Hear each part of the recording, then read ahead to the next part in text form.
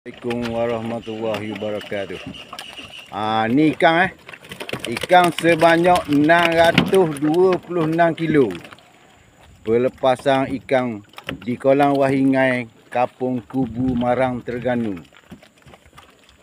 Untuk geng 8 hari bulan 12 2025 yang menawarkan hadiah sebanyak RM20,000.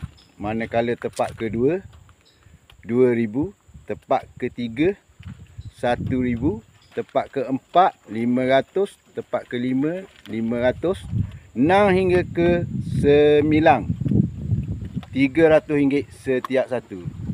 Kita ada main lubang-lubang ganda 10, 20, 30, 40, 50 hingga ke 210, merupakan wang sebanyak RM500 setiap satu. Boleh. Boleh.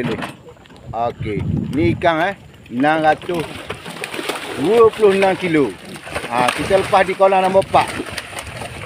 Lepas di kolam nombor 4 Manakala 11 hingga ke 209 merupakan wang sebanyak RM200 setiap satu.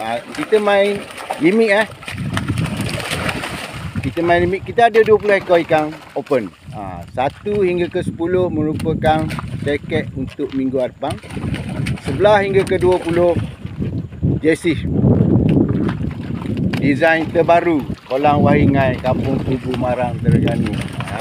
Yang pastinya yuran RM100 yang dikenakan. Ni ikan 626. Dok kena mata kain lagi.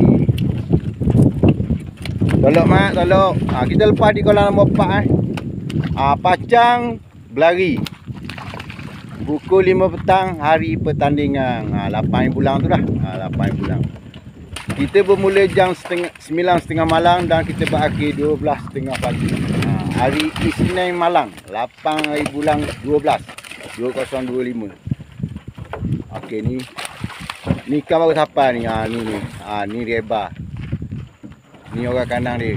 2 orang. Saksi-saksi lain tak mari lagi.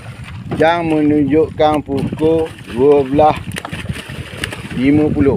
Hari ni hari Selasa, 2 hari bulan. Semalam kita ada geng. Ni untuk minggu depan lah.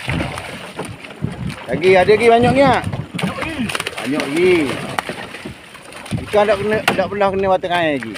Kita lepas di kolam nombor 4 ni penimbang, ni kolam nombor 4.